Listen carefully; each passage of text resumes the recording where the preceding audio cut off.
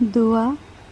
اے اللہ پاک، تو نے حضرت اسماعیل علیہ السلام کو قربانی کے وقت محفوظ رکھا، حضرت ابراہیم علیہ السلام کو آگ سے محفوظ رکھا، حضرت موسیٰ علیہ السلام کو فرعون کے حملے سے محفوظ رکھا، حضرت یونس علیہ السلام کو مچھلی کے پیٹ میں محفوظ رکھا، حضرت نوح علیہ السلام کو طوفان کی کشتی میں محفوظ رکھا۔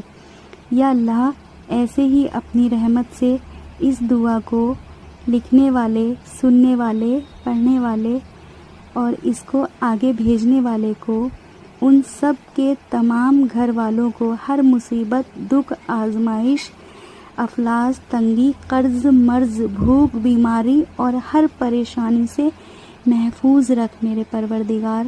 سب کو ان ہر بلاؤں سے محفوظ کر دے میرے پاک پروردگار۔